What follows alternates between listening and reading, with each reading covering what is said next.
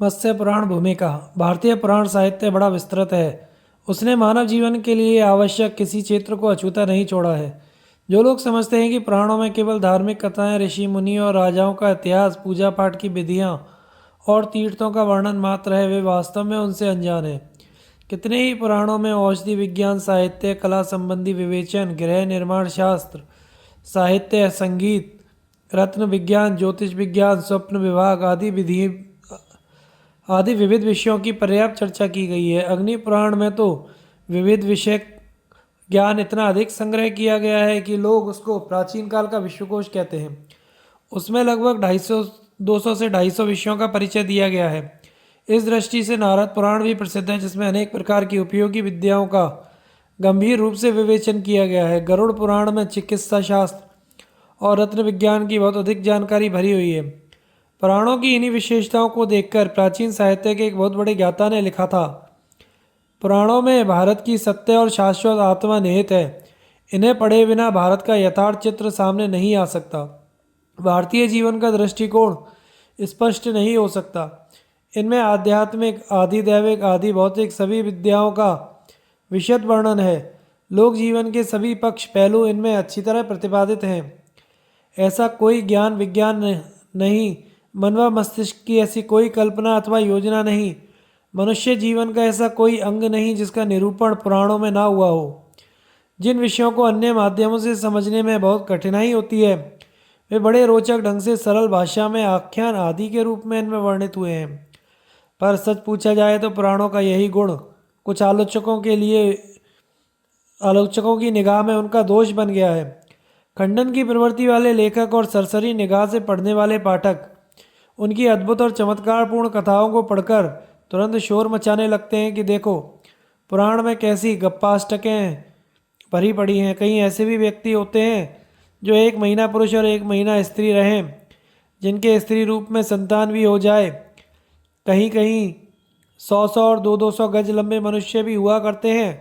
पर कदाचित वे यह नहीं जानते कि वैज्ञानिक की खोज के अनुसार पृथ्वी पर आरंभ का एक ऐसा युग भी था जिसमें संतानें नर मादा द्वारा नहीं होती थी, वरन किसी भी जीव से दूसरे जीव के तत्काल ही प्रणाली से उत्पन्न हो जाती थी। निश्चय ही यह स्थिति करोड़ों वर्ष पहले थी, जबकि मानव प्राणी तो दूर, गाय भैंस घोड़े हाथी जैसे पशु भी नहीं थे। पर कुछ भी हो, उस समय पृथ्वी पर उन्हीं जीवों का अस्तित्व था, चाहे वे मछली के रूप में हो, चाहे वे किसी भी प्रकार के कीड़े मकोड़ों, छिपकली जैसे प्राणी आदि के रूप में। इस वैज्ञानिक तथ्य को पुराने जमाने के साधारण मनुष्यों को, जब ज्ञान विज्ञान की चर्चा बहुत कम फैली थी, समझा सकना असंभव था। इस दशा में यदि किसी पुराणकार ने इला नामक राजपुत्र की कहानी पढ़कर और उसका संबंध किसी ऐतिहासिक व्यक्ति या वंश से जोड़कर समझा दिया, तो इसमें क्या हानि हो गई। विद्वान उनका यथार्थ भेद जानते हैं और पौराणिक कथाओं के श्रोता केवल पुण्य के विचार से उन रोचक वर्णनों को सुनते हैं, और कुछ लोग उनसे सत्कर्म करेंगे कि कुछ शिक्षा भी ग्रहण कर लेते हैं। पर अंततः जीवों के लिए वे परेशानी का कारण बन जाती हैं और वे इधर उधर से 2-4 प्रसंगों को लेकर उन्हें अधूरे रूप से वर्णन करने लगते हैं और पुराणों के खिलाफ 10-5 खरी खोटी बातें कहकर अपने को विद्वान समझने का संतोष कर लेते हैं। पौराणिक साहित्य का विस्तार और महत्व। हम पाठकों को बतलाना चाहते हैं कि पुराण वास्तव में ऐसी तिलिस्मी चीज़ नहीं है जैसा ये स्वयंभू विद्वान उनको सिद्ध करने का प्रयत्न किया करते हैं। ऊपर जो पुराणों के महत्व का उदाहरण दिया गया है, वह भी समस्त आयु वेदों का परिशीलन करने वाले एक विद्वान का है, और वे वेदों तथा पुराणों का समन्वय करके इसी निष्कर्ष पे पहुँचे थे कि इतिहास पुराणाभ्याम वेदे समुप्रवहेत, अर्थात पुराणकारों ने मूल वैदिक तथ्यों को सर्वसाधारण को समझाने की दृष्टि से ही उनका विस्तार करके नाना प्रकार की कथाओं की रचना की है। इतना ही नहीं, पुराणों का दावा तो इससे बहुत अधिक है। स्कंद पुराण के रेवा खंड में कहा गया है, आत्मा पुराणानाम वेदानाम पृथक नितानि षट्, यच्च दृष्टि ही वेदेषु तद हष्ट स्मृति भी किल, उभभ्याम यतुश्च ही पुराणेषु गीयते। पुराणाम सर्वशास्त्राणाम प्रथमम ब्रह्मण है स्मृतम। पुराण वेदों की आत्मा है, 6 वेदांग उससे पृथक है। जो कुछ वेदों में देखा वही स्मृतियों में भी देखा गया है, और वेद तथा स्मृति दोनों में जो कुछ देखा गया है वह सब पुराणों में गाया जाता है। इसमें कुछ भी संदेह नहीं कि पुराणों को ब्रह्मा जी ने सब शास्त्रों से पहले कहा है। हम इस बात को अच्छी तरह से जानते हैं। जब वेदों को लोकमान्य तिलक जैसे विद्वान कम से कम 10,000 वर्ष पुराना बतलाते थे, तब पुराणों का रचना काल 2,000 वर्ष के भीतर माना जाता है। यही बात इन दोनों प्रकार के ग्रंथों की भाषा की तुलना करने के प्रकट होती है। पर स्कंद पुराण के लेखक का कथन केवल वर्तमान समय में पाए जाने वाले हस्तलिखित तथा छपे हुए 18 पुराणों के संबंध में नहीं है, वरन पौराणिक शैली के समस्त साहित्य से है, चाहे वह लिखा हो अथवा मुँह जवानी कहा और सुना जाता हो। इस कथन पर विचार करने से अंत में हमको यह स्वीकार करना पड़ता है कि वास्तव में वेद जैसी गंभीर रचनाओं से पहले पुराण जैसी लोक कथाओं का प्रचलन होना स्वाभाविक ही मानना चाहिए।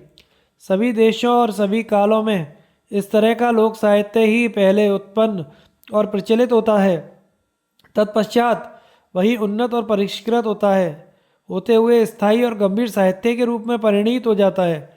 इसी तथ्य को ध्यान में रखकर किसी विद्वान ने कहा था कि संसार का सबसे पहला साहित्यकार कोई कहानी कहने वाला ही होगा।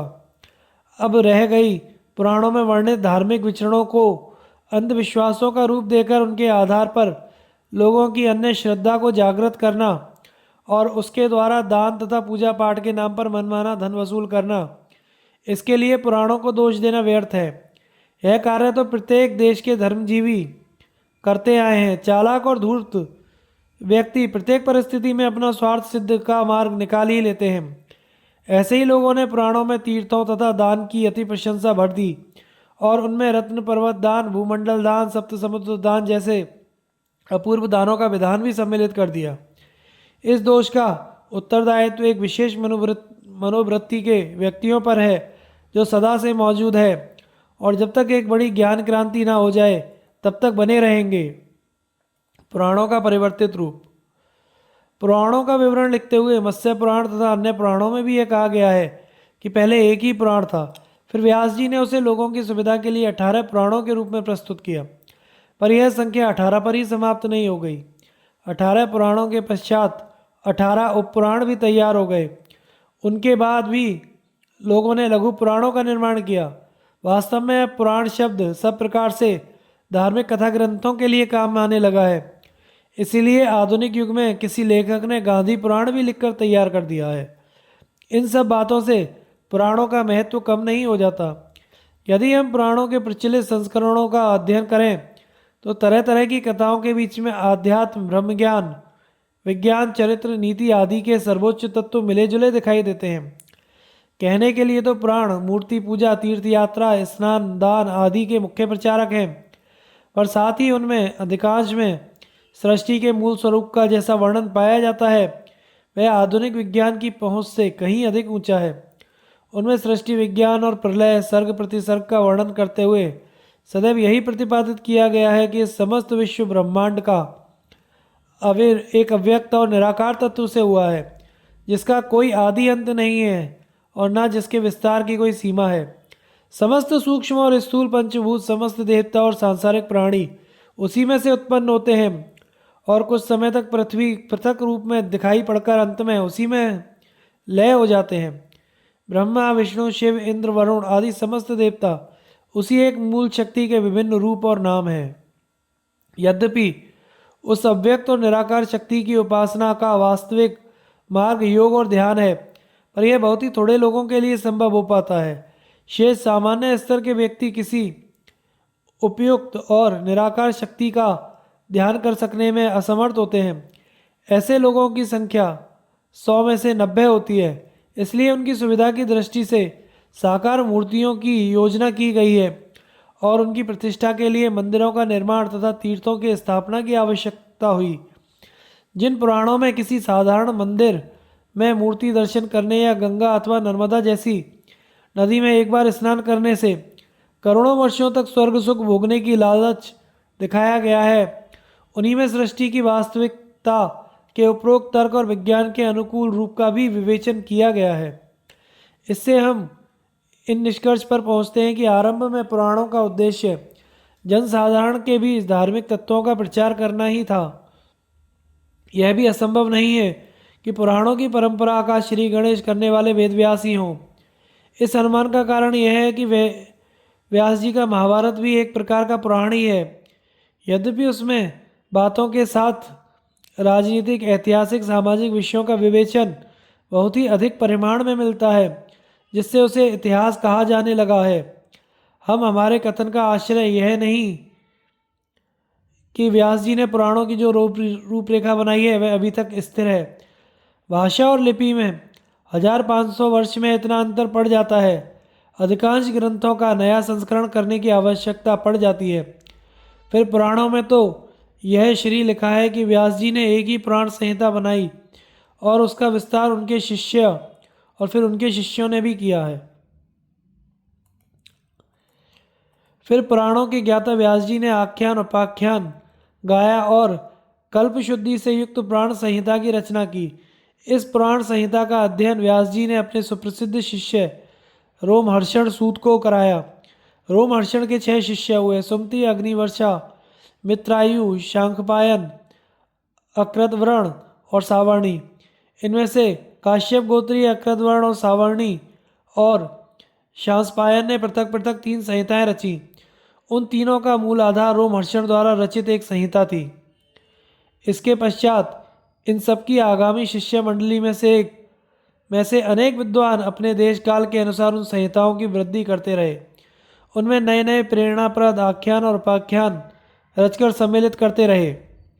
ये सब कथावाचक शिष्य सूत जी या व्यास जी कहलाते हैं। इनमें सभी प्रकार के व्यक्ति थे।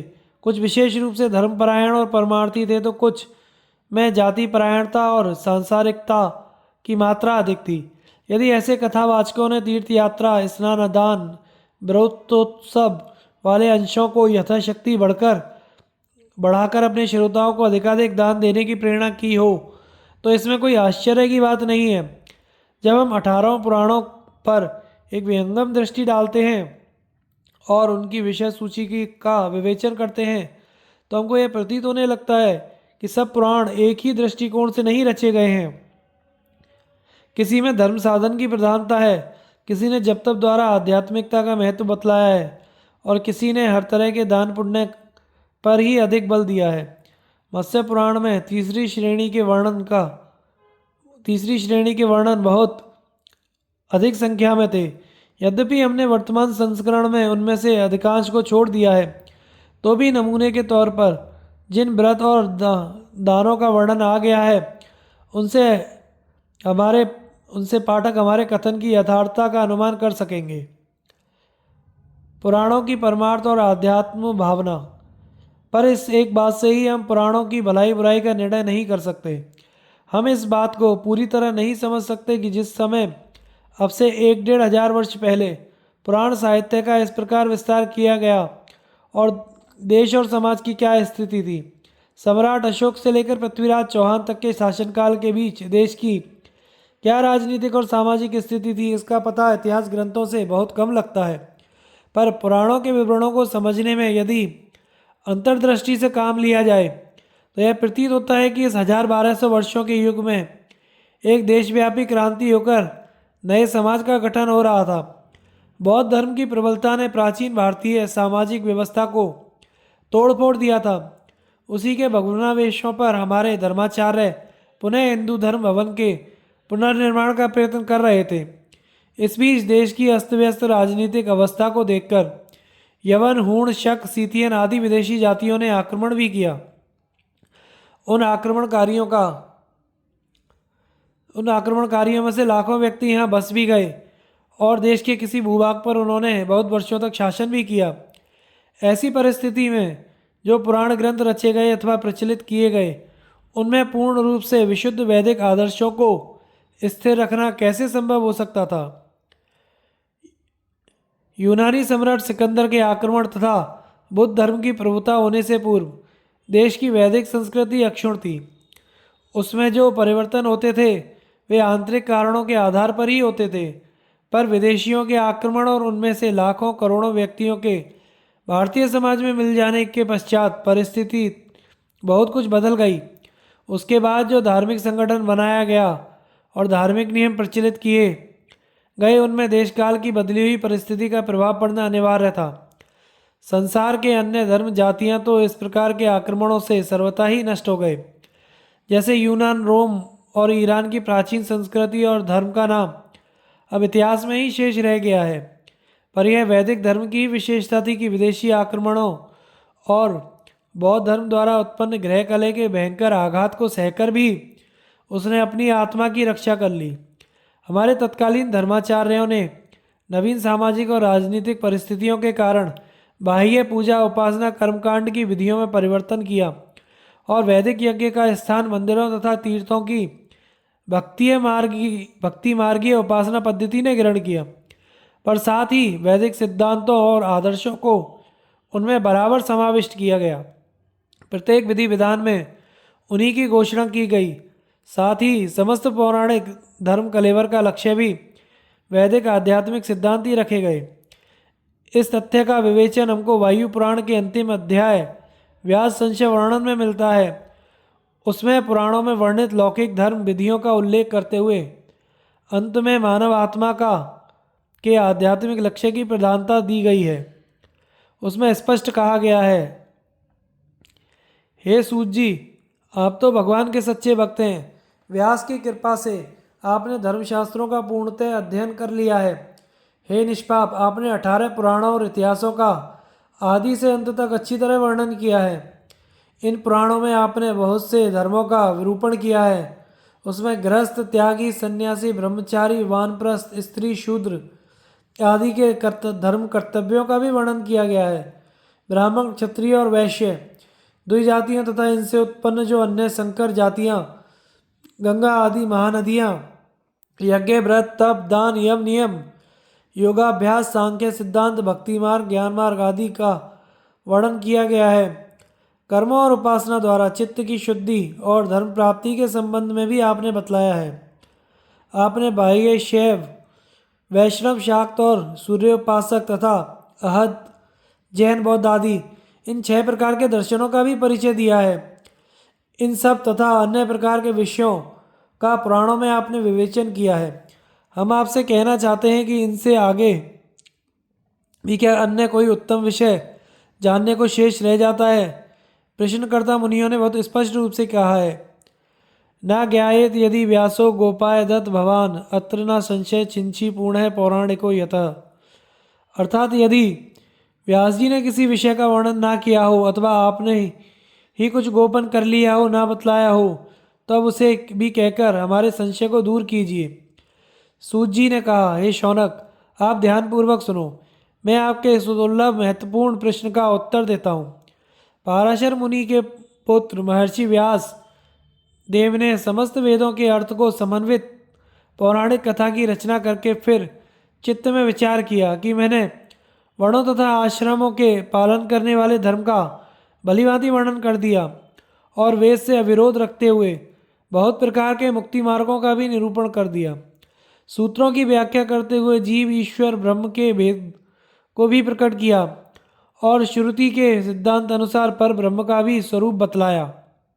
एकमात्र परम ब्रह्म ही अविनाशी तत्व है और उसी को प्राप्त करने के लिए ब्रह्मचारी से लेकर सन्यासी तक सवेरे आश्रमों के व्यक्तिव्रत धर्माचरण किया करते हैं। मैं वेदों के इस सिद्धांत को भी जानता हूँ कि यह समस्त विश्व ब्रह्म से पृथक नहीं है, वरना उसी से इस प्रकार उत्पन्न होता और मिटता रहता है, जैसे बहते हुए फेनिल जल में बुलबुले उठते और टूटते रहते हैं। पर किसी किसी स्थान पर यही सुनने में आता है कि परम ब्रह्म के ऊपर भी गोलोक में भगवान कृष्ण दीप्यमान होते हैं। इसका रहस्य जानना सर्वाधिक महत्वपूर्ण है। जब व्यास जी कुछ उहापोह करने पर भी इस प्रश्न का संतोषजनक उत्तर ना पा सके तो उन्होंने निश्चय किया कि इसका निर्णय केवल तप द्वारा हो सकता है। तब वे सुमेरु पर्वत की एक गुफा में जा बैठे और दीर्घ काल तक समाधि अवस्था में ध्यान करते रहे। अंत में उनके सम्मुख वेद मूर्तिमान रूप में प्रकट हुए और उन्होंने कहा, हे व्यास, आप महान प्राज्ञ हैं। शरीर धारण करने पर भी आप विष्णु आत्मा हैं। आप अजन्मा होकर भी संसारी प्राणियों के उद्धार की इच्छा से यह सब कर रहे हैं। हमारा ठीक अर्थ वही है जो आपने प्रकट किया। पुराणों, इतिहासों और सूत्र ग्रंथों में उसे आपने अनेक प्रकार से प्रकट किया है। ऐसा पात्र भेद से किया गया है, तो भी हम आपके प्रश्न का उत्तर देते हैं कि परब्रह्म ही अविनाशी तत्व है और वही कारणों का भी कारण है। वह आत्मस्वरूप पुष्प की गंध की भांति सदैव स्थिर रहता है। महाप्रलय हो जाने पर अक्षर ब्रह्म से परे केवल रस रहता है, पर हम शब्दात्मक होने से उसे शब्दातीत तत्व का वर्णन करने में समर्थ नहीं है। इस प्रकार पुराणों में सामान्य बुद्धि के मनुष्यों के लिए मंदिर, तीर्थ आदि का महात्म्य वर्णन से लेकर पूर्ण आत्मज्ञानियों के लिए अक्षर तत्व और रस, भगवत भक्ति और विश्व प्रेम का भी निरूपण कर दिया गया है। उनमें से धर्म साधन के जो अनेक मार्ग बतलाए हैं, उसका एक कारण तो संप्रदाय भेद और दूसरा कारण उपासना की योग्यता और शक्ति है। प्रत्येक व्यक्ति उपनिषदों में वर्णित आत्म तत्व और ब्रह्म ज्ञान तथा माया सिद्धांत को हृदयंगम नहीं कर सकता। इसलिए पुराणकारों ने उसे अनेक प्रकार से सरल रूपों में वर्णित किया है, जिससे प्रेरणा लेकर हर श्रेणी और योग्यता के व्यक्ति न्यूनाधिक अंशों में धर्माचरण करते रहे हैं। धर्माचरण ही व्यक्ति और समाज के उत्थान तथा कल्याण का मुख्य साधन है और उसमें यथाशक्ति लगे रहना मानव मात्र का कर्तव्य है। मत्स्य पुराण की विशेषताएं। इस प्रकार के पुराण साहित्य में मत्स्य पुराण का दर्जा उभय पक्षी है। इसमें एक तरफ तो व्रत, पर्व, तीर्थ आदि में अधिकाधिक दान देने की प्रेरणा की है, दूसरी तरफ राजकर्म, शासन व्यवस्था, गृह निर्माण, मूर्ति कला, शांति विधान, शकुन शास्त्र आदि जीवनोपयोगी विषयों का भी विशद रूप से विवेचन किया गया है। भारतीय साहित्य में नारी जाति की गरिमा का परिचय देने वाला प्रसिद्ध सावित्री उपाख्यान मुख्य रूप से इसी में विस्तार पूर्वक दिया गया है। वाराणसी, हिमाचल, नर्मदा आदि की प्राकृतिक शोभा का काव्य में वर्णन साहित्य दृष्टि से उच्च कोटि का माना जा सकता है। और भी कितने ही विषय ऐसे हैं जो इस पुराण की उत्कृष्टता तथा उपादेयता को प्रमाणित करते हैं। यद्यपि अब परिस्थितियों के बदल जाने से अधिकांश पाठक उनकी उपयोगिता बहुत कम अनुभव कर सकेंगे, पर अब से कुछ सौ वर्ष पहले हमारे देश का एक बड़ा भाग उन्हीं का अनुसरण करने वाला था। राजधर्म वर्णन। मत्स्य पुराण का राजकृत्य और राजधर्म वर्णन विशेष रूप से महत्व रखता है। इसमें केवल प्रजा पालन करने और दान पुण्य का ही जिक्र नहीं किया गया है, वरन खास तौर पर इस विषय का व्यावहारिक ज्ञान दिया गया है। यद्यपि वर्तमान वैज्ञानिक युग में ये बातें बहुत अधिक बदल गई हैं। तलवार और तीरों के युद्ध के बजाय वायुयानों से बम वर्षा और रॉकेटों से युद्ध होने का जमाना आ गया है, तो भी अब से 2-4 वर्षों पहले तक भारतीय नरेशों के लिए राज्य व्यवस्था और शासन संचालन के ये नियम और विधियां ही उपयोग में आती थी। प्राचीन काल में राज्य का पूरा अस्तित्व एकमात्र राजा पर ही रहता था। यदि उसे किसी उपाय से नष्ट कर दिया जाए तो सारी राज व्यवस्था खंड खंड हो जाती थी। इसलिए अन्य बातों के साथ राजा को अपनी सुरक्षा के लिए सदैव सजग रहना पड़ता था। इस संबंध में मत्स्य पुराण में निम्न वर्णन द्रष्टव्य है। राजा को सदैव कोए के समान शंकायुक्त रहना चाहिए। बिना परीक्षा किए राजा को कभी भोजन और शयन नहीं करना चाहिए। इसी भांति पहले ही परीक्षा करके वस्त्र, पुष्प, अलंकार तथा अन्य वस्तुओं को उपयोग में लाना चाहिए। कभी भीड़ भाड़ में नहीं घुसना चाहिए, न ही अज्ञात जलाशय में उतरना चाहिए। इन सब की परीक्षा पहले ही विश्वासी पुरुषों द्वारा करा लेनी चाहिए। राजा को उचित है कि अनजान हाथी और घोड़े पर कभी सवार ना हो, ना किसी अज्ञात स्त्री के संपर्क में आवे।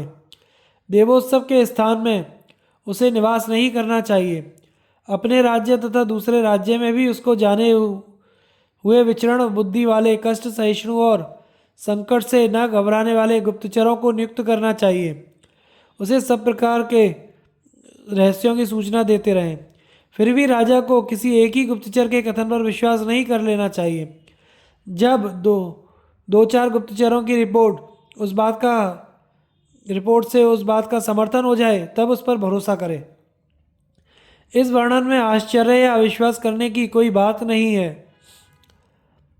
अन्य लोगों के संघर्ष करने वाले दूसरों का स्तोत्र अपहरण करने वाले शासकों की स्थिति ऐसे खतरे में ही रहती है। पुरानी बातों को छोड़ दीजिए, वर्तमान समय में भी जर्मनी के डिक्टेटर हिटलर को अपनी रक्षा के लिए अपनी शक्ल सूरत से मिलते हुए और वैसी पोशाक तथा रंग ढंग वाले कई व्यक्ति अपने निवास स्थान में रखने पड़ते थे, जिससे कोई जल्दी ही असली हिटलर को पहचान कर आक्रमण ना कर सके। इसी प्रकार की सुरक्षा व्यवस्था बाल्कन प्रदेश और भी कई शासक रखते थे, जहाँ षड्यंत्रकारियों और गुप्त घातकों का अधिक जोर था। अब भी ऐसे बड़े शासकों के प्राणनाश के लिए तरह तरह की चालाकियों से काम लिया जाता है। रूस के जार को मारने के लिए षड्यंत्रकारियों ने बड़ी घंटा घड़ी तैयार की थी, जिसके भीतर डायनामाइट का भयंकर बम छुपा हुआ था। इस घड़ी को गुप्त रूप से राजमहल विंटर पैलेस के किसी कमरे में लगवा दिया गया तथा एक नियत समय पर जब उसका घंटा बजा तो उसकी चोट से बम फूट गया और महल का एक भाग उड़ गया। इस जन जागृति के युग में ऐसी घटनाएं संभव हैं, तो प्राचीन काल के एक तंत्र नरेशों को सावधान रहने की कितनी आवश्यकता थी, इसे स्वीकार करना ही पड़ेगा। प्राचीन काल की सैनिक व्यवस्था। यह तो हुई अपनी शारीरिक रक्षा का वर्णन। क्या राज्य की रक्षा के लिए इससे कहीं अधिक तैयारियां करनी पड़ती हैं? मत्स्य पुराण के अनुसार दुर्ग या किले 6 प्रकार के होते हैं: अनुदुर्ग, महिदुर्ग, नरदुर्ग, वाक्षदुर्ग, अलदुर्ग और गिरिदुर्ग। इनमें से अपनी परिस्थिति के अनुसार किसी एक प्रकार का किला बनवाकर उसमें रक्षा की सब प्रकार की सामग्री इकट्ठी करनी चाहिए। इस संबंध में पुराणकार ने अस्त्र शस्त्रों तथा अन्य सामग्री की जो सूचना दी है, उससे हम प्राचीन काल के युद्धों के स्वरूप का बहुत कुछ अनुमान कर सकते हैं। दुर्ग में सभी प्रकार के आयुधों का संग्रह करना अत्यावश्यक है। इसके लिए राजा को धनुष, तीर, तलवार, तोमर, कवच, लट्ठ, फरसा, परिघ, पत्थर, मुदगर, त्रिशूल, शतशिष, कुठार, प्राश, भाला, शक्ति, चक्र, चर्म आदि का संग्रह आवश्यक है। कुदाल, छुर, भैंत, घास फूस और अग्नि की भी व्यवस्था रहे। ईंधन और तेल का पूरा संग्रह होना चाहिए। युद्ध काल में सेना के लिए खाद्य और घायलों की चिकित्सा के लिए औषधियों का संग्रह भी आवश्यक है। इसका वर्णन करते हुए कहा है: जौ, गेहूँ, मूंग, उड़द, चावल आदि सब प्रकार के अन्न इकट्ठे किए जाएं। सन, मूंज, लाख, सुहागा, लोहा, सोना, चांदी, रत्न, वस्त्र आदि सभी आवश्यक वस्तुएं जो यहाँ कही गई हैं और नहीं भी कही गई हैं, राजा द्वारा संचित की जानी चाहिए। सब प्रकार की वनस्पतियाँ तथा औषधियाँ जैसे जीवकर्षण, काकोल, आमलकी, शालपर्णी, मुग्धरपर्णी, मामशरणी, सर्या, बला, धारा, श्वसंती, वृश्या, बहती, कंटकारिका, श्रृंगी, श्रृंगाटकी, द्रोणी, वर्णाभू, धर्म, रेणुका, मधुपर्णी, विदारीकंद, महाक्षीरा, महातपा, सहदई, काटुक, एरंडपर्णी, शतावरी, फल्गु, संजरयाष्टिका, सुक्राति, शुक्रका, अश्वमरी, छत्राति, छत्रका, वीरणा, इक्षुविकार, सिरका, सिंगी, अश्वरोधक, मधुक, शतपुष्पा, मधुलिका, मधुक, पीपल, ताल, आत्मगुप्ता, कतुफला, दार्विना, राजशीर्षकी, राजसर्पण, सरसों,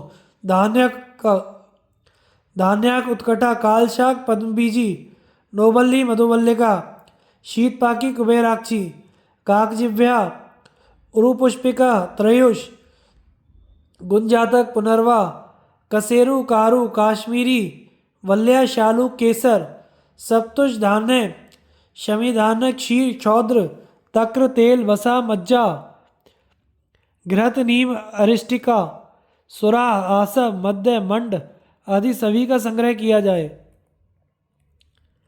यह सूची बहुत बड़ी, इससे लगभग 4-5 गुना है। हमने केवल थोड़े से ही नाम चुनकर दे दिए हैं, जिससे पाठक अनुमान कर सकें कि उस समय भी चिकित्सकों को जड़ी बूटियों का पर्याप्त ज्ञान था। आजकल भी युद्ध क्षेत्र में सेनाओं के साथ बड़े बड़े अस्पताल रखे जाते हैं, जिनमें सैकड़ों डॉक्टर और नर्सें काम करते हैं। उनमें औषधियों का भी बड़ा भंडार रहता है, जिसमें हजारों तरह के injection, capsule, tablet, tincture, acid आदि होते हैं। पहले जंगल की वनस्पतियाँ अपने असली रूप में ही अधिकतर काम में लाई जाती थी। अब इनको वैज्ञानिक प्रक्रिया से सार रूप में बदलकर इंजेक्शन, टैबलेट आदि के रूप में बना दिया जाता है। साथ ही घावों की चिकित्सा के लिए घी, तेल, चर्बी, मज्जा, अंतड़ी, हड्डी आदि का प्रयोग भी किया जाता है। योग्य राज्य कर्मचारियों का चुनाव। इन सब बातों से भी अधिक महत्वपूर्ण है कि योग्य राज्य अधिकारियों और कर्मचारियों का चुनाव। इस प्रकार के आरंभ में ही ये कहा गया है, चाहे कोई छोटा कार्य भी क्यों ना हो, उसे किसी अकेले व्यक्ति द्वारा पूरा किया जा न सकना बड़ा कठिन होता है। फिर राज्य शासन तो परम विशाल और महत्व का कार्य है। अतएव नृपति को स्वयं ही ऐसे कुलीन सहायकों का वर्ण करना चाहिए जो शूरवीर, उत्तम जाति के, बलशाली और श्री संपन्न हो। इस संबंध में राजा को यह ध्यान रखना चाहिए कि सहायक रूप और अच्छे गुणों से संपन्न, सज्जन, क्षमाशील, सहिष्णु, उत्साही, धर्मों के ज्ञाता और प्रिय वचन बोलने वाले हों। सेनापति राजा का परम सहायक होता है। वह कुलीन, शीर्ण भाव से मुक्त, धनुर्विद्या का महान ज्ञाता, हाथियों और घोड़ों की शिक्षा में प्रवीण, शकुन शास्त्र को जानने वाला, चिकित्सा के संबंध में ज्ञान रखने वाला, कृतज्ञ, कर्मशूर, सहिष्णु, सत्यप्रिय, गूढ़ तत्वों के विधान का ज्ञाता हो। ऐसे विशिष्ट गुणों से युक्त व्यक्ति को सेना अध्यक्ष बनाना चाहिए। राजा का दूत ऐसा व्यक्ति होना चाहिए जो दूसरों के चित्त के भावों को ठीक तरह से समझता रहे। वह अपने स्वामी के कथन के आशय को ठीक ढंग से प्रकट करने वाला, देश भाषा का विद्वान, बाग्मी, साहसी, देश काल की परिस्थिति को समझने वाला होना चाहिए। राजा के अंगरक्षक हर तरह से मुस्तैद, बहादुर, दृढ़, राजभक्त और धैर्यवान हो। संधि और विग्रह का निर्णय करने वाला अधिकरण, विदेश सचिव, नीति शास्त्रों का पंडित, देश भाषाओं का विद्वान, षडगुण का ज्ञाता और परम व्यवहार कुशल होना चाहिए। आय व्यय विभाग का अध्यक्ष ऐसा व्यक्ति हो जो देश की उपज से अच्छी तरह परिचित हो। रसोई घर का अध्यक्ष पाक शास्त्र से के साथ ही चिकित्सा शास्त्र का भी पूर्ण ज्ञाता हो। मत्स्य पुराण में राजा के कर्तव्यों और राज्य व्यवस्था का जो वर्णन किया है, उससे विदित होता है कि पुराने जमाने में भी राजाओं का जीवन वैसा सुखद और ऐशाराम का सा ना था जैसे अनजान लोग कल्पना किया करते हैं। निस्संदेह उसके सर पर भी रत्नजटित मुकुट होता था। वह सोने के सिंहासन पर बैठता था और उसके महल में 20 रानियां और सैकड़ों दास दासी होते थे, पर उसे सदा प्राणों का खटका भी बना रहता था। जो राजा इन कर्तव्यों की अवहेलना करते थे और रासरंग में डूबकर कुशासन करने लगते थे, प्राय दूसरे राजाओं के आक्रमण से नष्ट भ्रष्ट हो जाते थे। इसलिए उस समय शासकों को और नहीं तो अपनी सुरक्षा के ख्याल से ही प्रजा पालन और न्याययुक्त व्यवहार का ध्यान रखना पड़ता था, जिससे उनकी स्थिति सुदृढ़ बनी रहे और वे बाह्य आक्रमणों का मुकाबला सफलतापूर्वक कर सकें। पुरुषार्थ की प्रधानता। हमारे उपरोक्त मंतव्य की पुष्टि पुराणकार ने भी एक अन्य प्रकार से की है। उसने राजधर्म के प्रसंग में एक अध्याय में यह प्रश्न उठाया है कि दैव और पुरुषार्थ में कौन बड़ा है। इसके उत्तर में मत्स्य भगवान द्वारा कहलाया गया है कि दैव नाम वाला जो फल प्राप्त होता है वह भी अपना पूर्व कर्म ही होता है। इसलिए विद्वानों की सम्मति में पुरुषार्थ ही सर्वप्रधान है। यदि दैव प्रतिकूल भी होता है तो उसका पौरुष के द्वारा हनन हो जाता है। जो श्रेष्ठ आचार वाले, सदैव उत्थान का प्रयत्न करने वाले व्यक्ति होते हैं, पुरुषार्थ से प्रतिकूल दैव को बदल डालते हैं। यह सत्य है कि कुछ उदाहरणों में अनेक व्यक्तियों को बिना पुरुषार्थ के भी अच्छा फल, सौभाग्ययुक्त स्थिति प्राप्त हो जाती है, जिससे पूर्व जन्मों के प्रारब्ध का परिमाण माना जाता है। पर यदि वर्तमान में भी पुरुषार्थ और सत्कर्म ना किए जाएं, तो वह स्थिति प्राय थोड़े समय ही रहती है। इसलिए हम कह सकते हैं कि देह, पुरुषार्थ और काल, परिस्थितियां तीनों मिलकर ही मनुष्य को फल देने वाला हुआ करते हैं। इनमें भी पुरुषार्थ को ही प्रधान समझना चाहिए, क्योंकि कहा गया है, नालसः प्राप्नुवन्त्यर्थान् न च दैव परायणः तस्मात् सर्व प्रयत्नेन आचरे धर्ममुत्तमम्। अर्थात जो व्यक्ति आलसी होते हैं अथवा जो केवल दैव के ही भरोसे रहते हैं, वे धनोपार्जन में सफल नहीं हो सकते। इसलिए सदैव प्रयत्नपूर्वक उत्तम धर्म पुरुषार्थ का पालन करना चाहिए। जो लोग समझते हैं कि पुराने धर्म ग्रंथों में भाग्य को ही प्रधान बताकर भारतवासियों को भाग्यवादी बना दिया गया है, उनको मत्स्य पुराण के उपरोक्त कथन से शिक्षा ग्रहण करनी चाहिए। भारतीय गृह निर्माण की कला। मत्स्य पुराण अंतर्गत निर्माण संबंधी वर्णन से सिद्ध होता है कि प्राचीन काल में भी इस विद्या की काफ़ी खोज की गई थी। जो लोग भारत को अर्ध सभ्य कहते हैं और जिनका ख्याल है कि उस जमाने में यहाँ के मनुष्य जंगली प्रदेशों के निवासियों की तरह केवल झोंपड़ों अथवा कच्ची मिट्टी के छप्पर वाले मकानों में ही रहते थे, उनका कथन मत्स्य पुराण के वर्णन से असत्य सिद्ध हो जाता है। उससे मालूम होता है कि गृह निर्माण कला का आरंभ और प्रसार बहुत पहले हो चुका था। अध्याय के आरंभ में ही प्राचीन भारत के उन 18 वास्तु विज्ञान ज्ञाताओं, इंजीनियरों के नाम दिए गए हैं जिन्होंने इस विषय में विशेष मनन और प्रयत्न करके प्रसिद्धि प्राप्त की थी।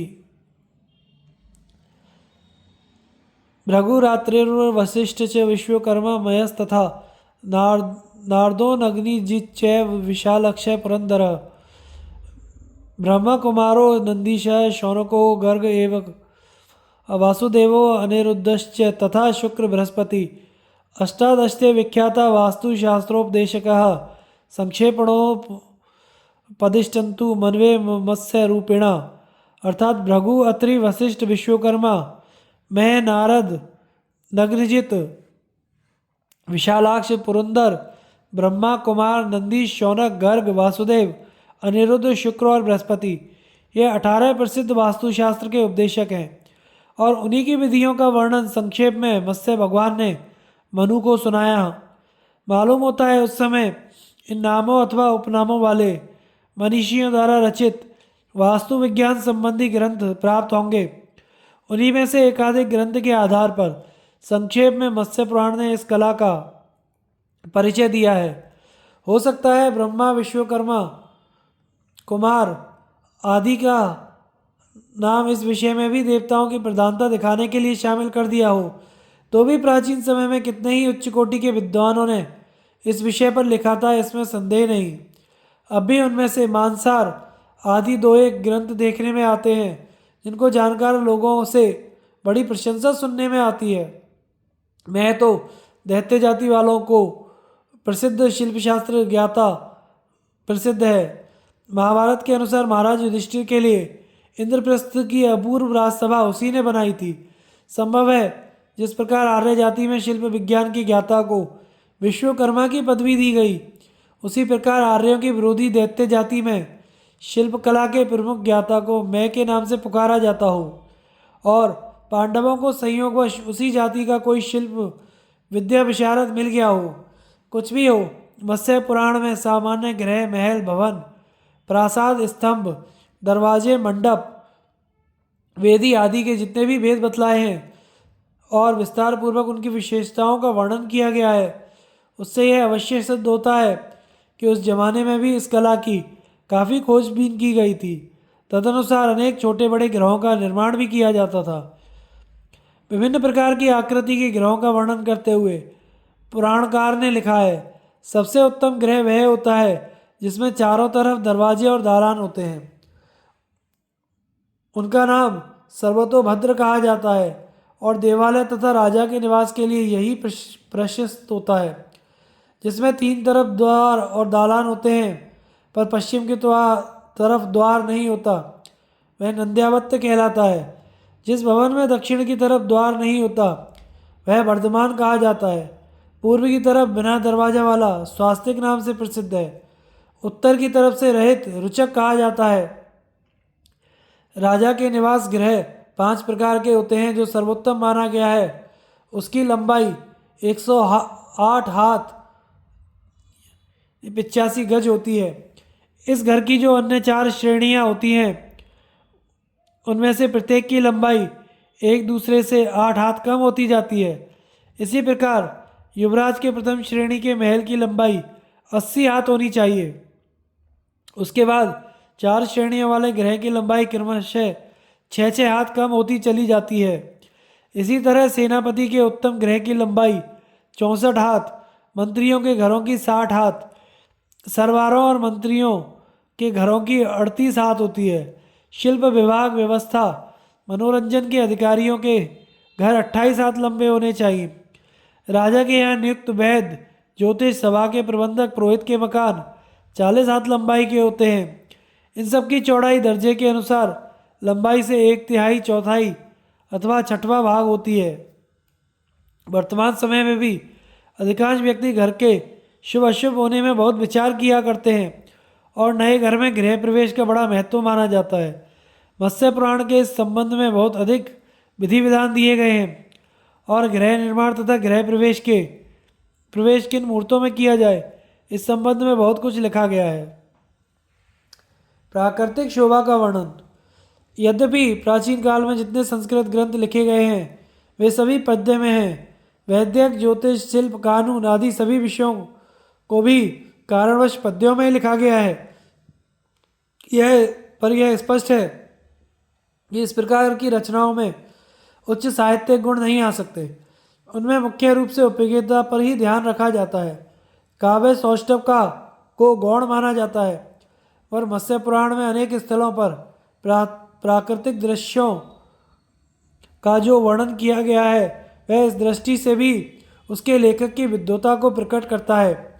वैसे साधारण रूप से भी इस पुराण की भाषा कितने ही अन्य पुराणों और उपपुराणों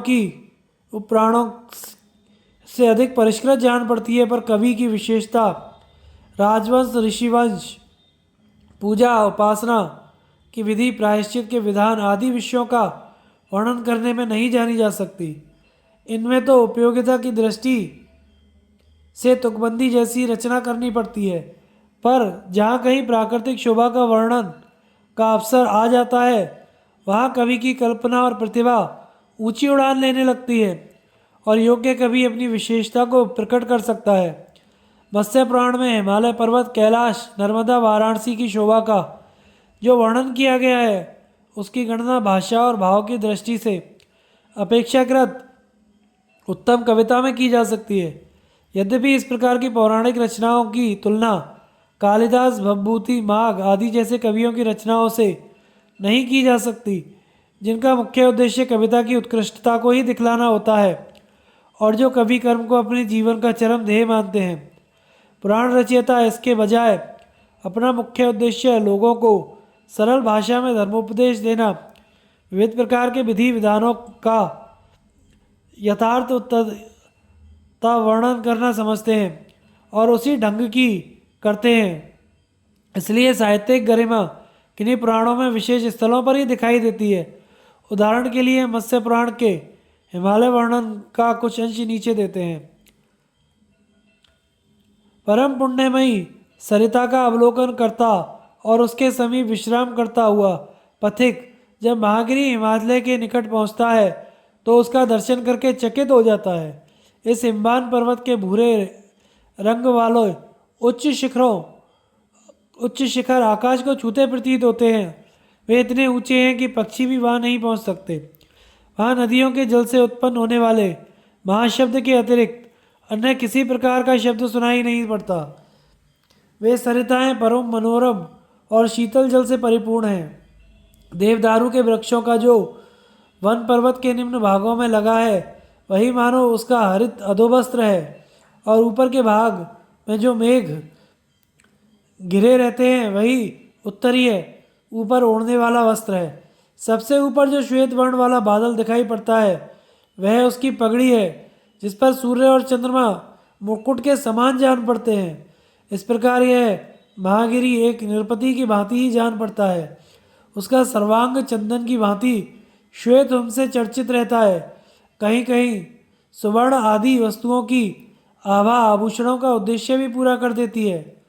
अनेक स्थानों पर हरितमा युक्त घास और झाड़ियाँ ऐसी घनी है कि उनमें हवा भी प्रवेश नहीं हो सकती, और कहीं रंग बिरंगे सुंदर फूलों का बगीचा सा लगा है। ऐसा यह पर्वत तपस्वी शरणम शैलम कामेना मति दुर्लभम, तपस्वियों के लिए उत्तम आश्रय स्थल, काम सेवन करने वाले के लिए अत्यंत दुर्लभ है। सावित्री उपाख्यान। सावित्री उपाख्यान पतिव्रत धर्म का की महिमा के लिए भारतीय साहित्य में बहुत प्रसिद्ध है। उसके आधार पर यहाँ के कवियों ने अनेक उत्कृष्ट कोटि की रचनाएं प्रस्तुत की हैं। भारत ही नहीं, उस उपाख्यान ने विदेशों के विद्वानों तक को आकृष्ट किया है। इसको लेकर अंग्रेजी में भी सुंदर काव्य लिखे गए हैं।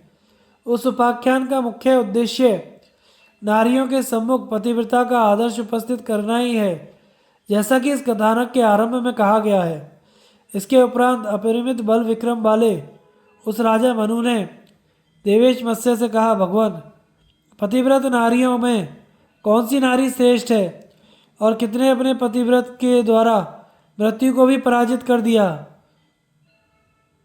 मनुष्यों को इस संबंध में किसके परम शुभ नाम का कीर्तन करना चाहिए। मत्स्य भगवान ने कहा, निस्संदेह पतिव्रता का महात्म्य इतना अधिक है कि मृत्यु का अधीश्वर यमराज भी ऐसी नारियों की अवमानना नहीं कर सकता। मैं तुमको ऐसी ही पापनाशक कथा सुनाता हूँ जिसमें एक परम श्रेष्ठ पतिव्रता ने अपने स्वामी को मृत्यु के पास से छुड़ा लिया था। इस वर्णन के आधार पर हम कह सकते हैं कि संभवतः यह सावित्री उपाख्यान कभी कल्पना प्रसूत ही हो और धर्म के अनुयायी की महिमा का को प्रदर्शित करने के उद्देश्य से ही इसकी रचना की गई हो। फिर भी संसार में ऐसी नारियां हुई हैं जिन्होंने वास्तव में अपने पति को यमराज के घर से लौटाया है। इतिहास में एकाध ऐसी वीरांगना का वर्णन मिलता है जिसका पति युद्ध में विषाक्त बाण लगने से मरने लगा और उसने तत्काल अपने मुंह से दूषित रक्त चूसकर बाहर निकाल दिया और अपने प्राणों की चिंता ना करके प्रिय पति के प्राणों की रक्षा की। इसी घटना का वर्णन करते हुए ब्रज भाषा के एक आधुनिक कवि ने लिखा है, सहृदय प्यारी, मृत्यु पराजित होत प्रेम सो निश्चय जानन हारी, वीरासन हवै भूपति पति को लय भुज लता सहारे, विरण सो विष चूस्यो लगाए जिन मधुराधर अरुणारे। कुछ भी हो, सावित्री उपाख्यान एक ऐसी महान पतिव्रता की कल्पना है जिसने आज तक लाखों नारियों को प्रेरणा देकर उनको पति की सच्ची सहगामिनी बनाया है। यमराज के सम्मुख उसके द्वारा प्रकट किए गए उद्गार आज भी पति की अनुगामिनी स्त्रियों के कानों में गूंजते रहते हैं। मत्स्य पुराण, मत्स्य अवतार वर्णन। वे भगवान भव के चरण कमल विघ्नों के नाश करने के लिए होवें, जिन्होंने अपने परम प्रचंड तांडव नृत्य के आटोप में दिग्गजों अर्थात दिशाओं के अधिपतियों के गजों को भी प्रक्षिप्त कर दिया था, अर्थात उठाकर फेंक दिया था। पाताल लोक से उत्पन्न शील जिसके पुच्छक को अभिघात से ऊपर की ओर ब्रह्मांड के खंडों के व्यतिकर से किए हुए व्यत्यम से मकरों की वस्तियां आकर गिरा करती हैं, उन्हीं भगवान विष्णु के मत्स्य अवतार में यह समस्त पृथ्वी मंडल व्यंशुमान हो गया है। उनके मुख से उदीरितों की ध्वनि आपकी श्रुतियों की अश्री का अपहरण करे। भगवान नारायण और नरों में सर्वश्रेष्ठ नरदेवी सरस्वती महामहिम महर्षि व्यासदेव को नमस्कार करके इसके अनंतर भगवान की जय हो ऐसा मुख से उच्चारण करना चाहिए।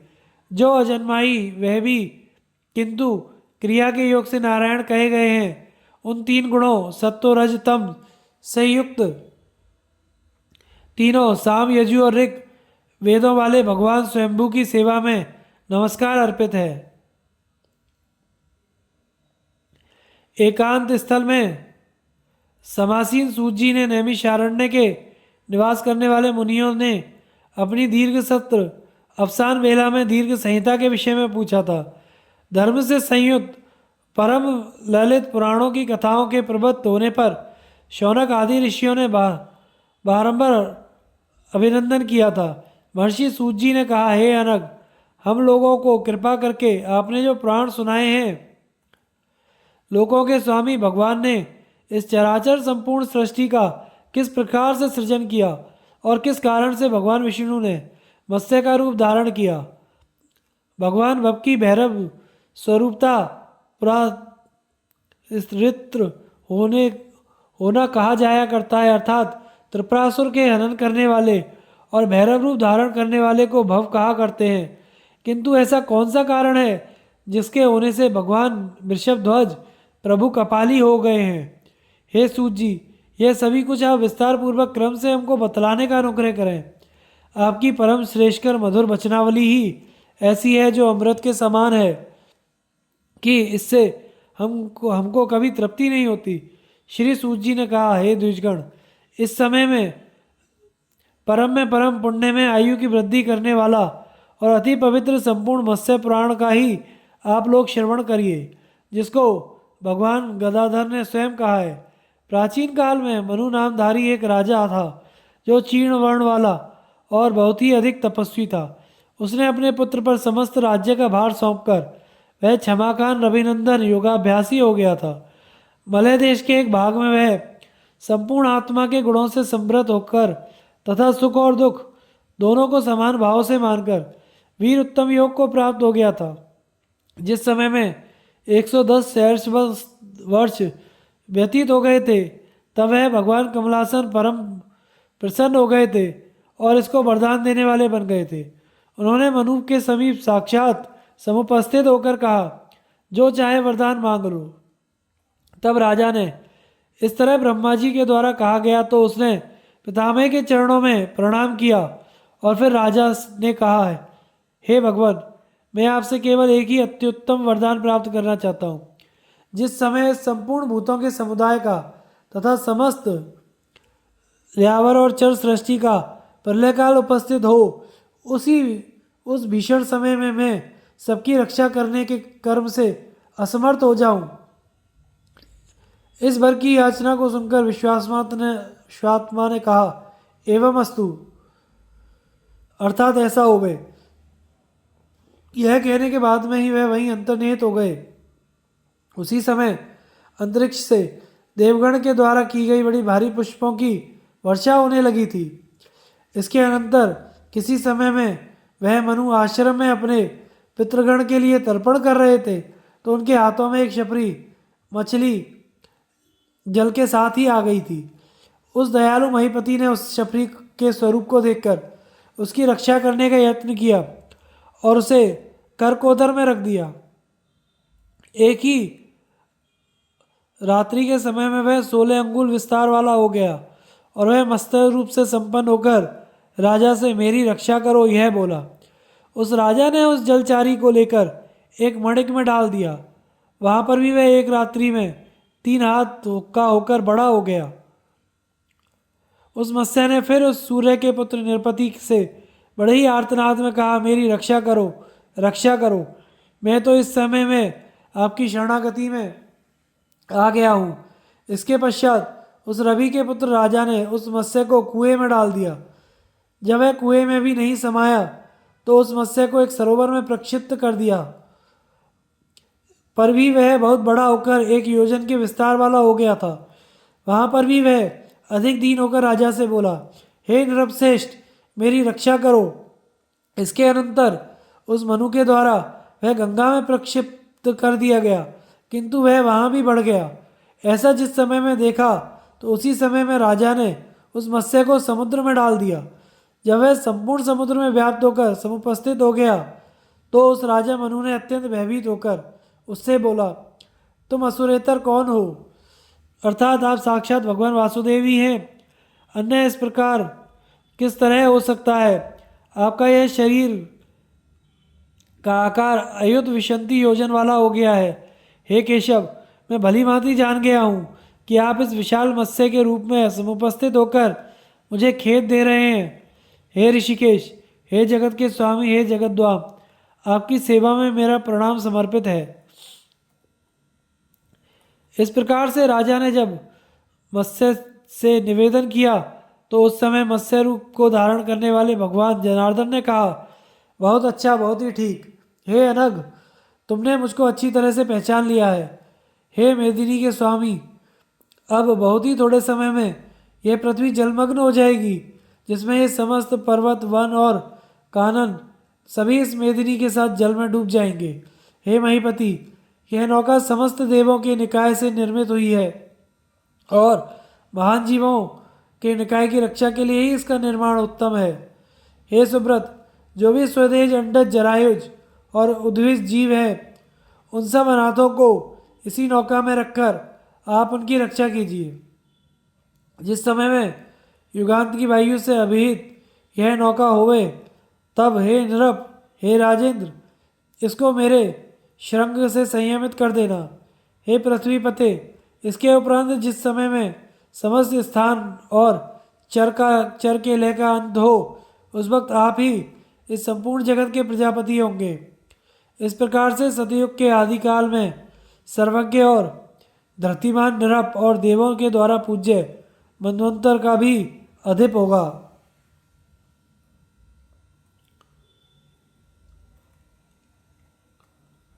मत्स्य मनु संवाद वर्णन। श्री सूत जी ने कहा, उन मत्स्य अवतारी भगवान के द्वारा इस प्रकार कहे जाने पर राजा मनु ने मधुसूदन से पूछा, हे भगवान, यह अंत यह अंतरिक्ष कितने वर्षों में होगा? हे मधुसूदन, हे नाथ, इन जीवों की रक्षा किस प्रकार से करूँगा? फिर आपके साथ में मेरा योग कैसे होगा? मत्स्य भगवान ने कहा, आज ही से लेकर इस महीतल में अनावृष्टि वर्षा का अभाव होगा। जिस समय तक सागर 100 वर्ष होंगे, तब तक यहाँ पर परम अशुभ का देने वाला अकाल हो जाएगा। इसके अनंतर पूर्ण प्रतप्त अंगार के वर्ण समान वाले सप्तसप्ती सूर्य 7 दारुण रश्मियाँ हो जाएगी, जो छोटे छोटे सत्वों को क्षय कर देने वाली है। युग के 6 में औरवा और नल भी विकृति को प्राप्त हो जाएगा। पाताल लोक से भगवान संकर्षण के मुख से च्युत विषाग्नि भी विकृति स्वरूप को धारण करेगी और महादेव जी के ललाट में उससे तीसरे नेत्र का अनल भी महान विकृत रूप धारण करेगा। हे महामुने, इन तीनों लोकों को करते हुए परम क्षोभ को प्राप्त हो जाएगा। इस तरह से यह संपूर्ण पृथ्वी दग्ध होकर जिस समय भस्म के सदृश हो जाएगी, उस समय में हे परंतप, यह समस्त आकाश मंडल ऊष्मा से एकदम तप्त हो जाएगा। इसके अनंतर देवगण और नक्षत्रों सहित संपूर्ण जगत संशय को प्राप्त हो जाएगा। संवर्त, भीमनाद, द्रोण, चंड, बालाहक, विद्युत्पादक और शोण, ये 7 संसार का लय करने वाले मेघ हैं। अग्नि के प्रस्वेश से संभूत इस मेदिनी को ये मेघ प्लावित कर देंगे। समुद्र भी सब क्षोभ को प्राप्त होकर एक रूप वाले व्यवस्थित हो जाएंगे। यह त्रिलोक ही संपूर्ण को एक सागर में कर देंगे, अर्थात चारों ओर त्रिलोक्य में समुद्र के अतिरिक्त कुछ भी नहीं दिखाई देगा। उस समय इस वेद नौका का ग्रहण करके सभी ओर से सत्व बीजों को इसमें समारोपित करके, हे सुब्रत, मेरे द्वारा दिए रज्जु के योग से इस नाव को संयमित करके मेरे ही श्रृंग में मेरे प्रभाव से सुरक्षित होगा।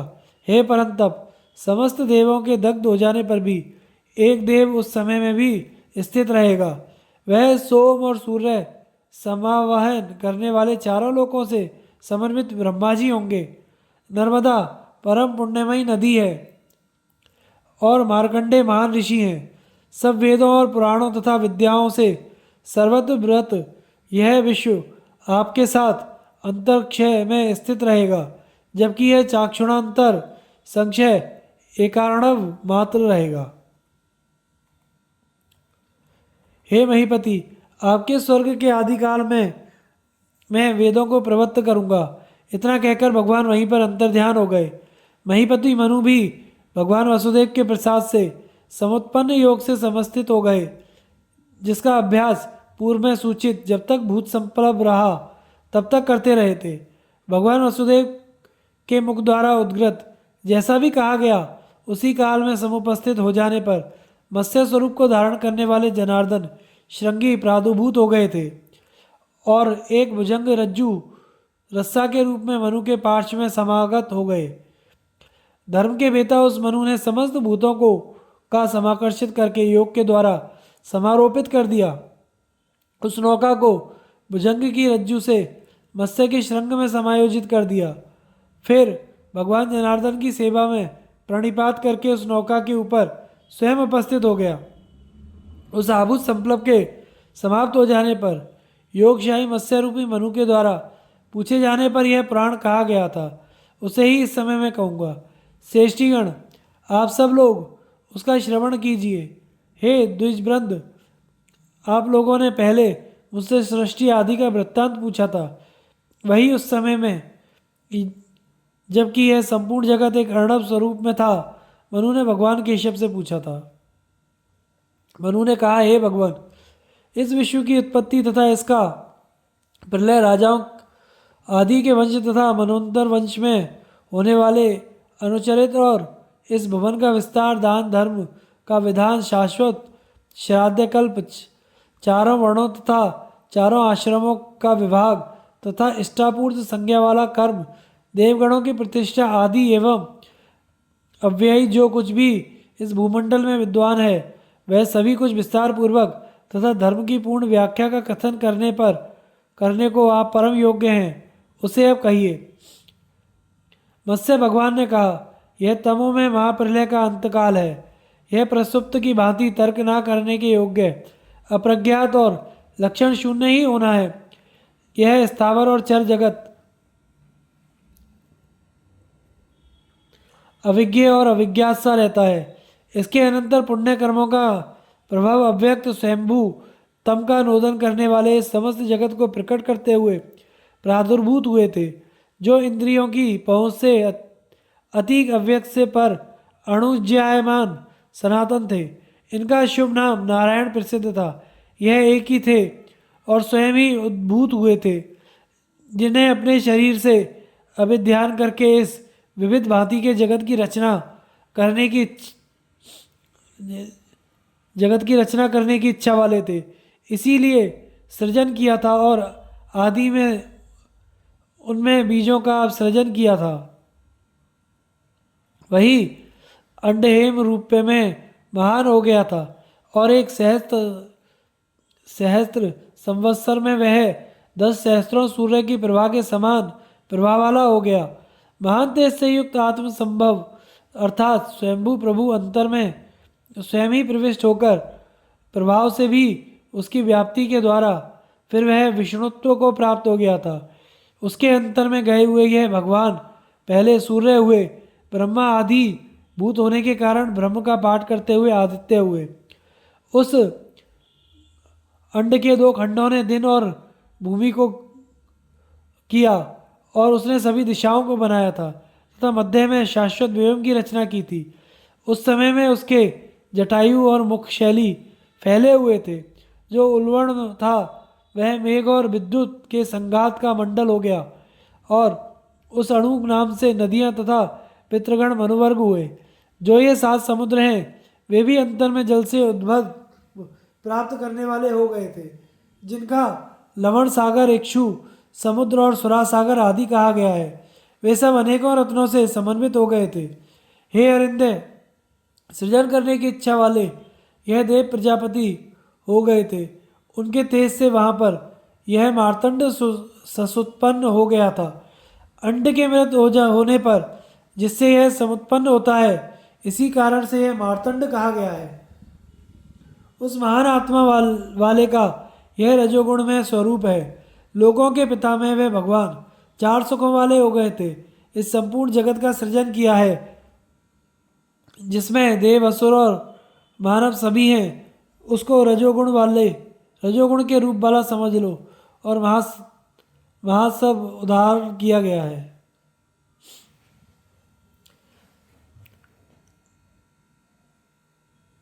आगे की कथा हम अगले भाग में प्रसारित करेंगे। हमारे चैनल को लाइक, शेयर और सब्सक्राइब करें। धन्यवाद।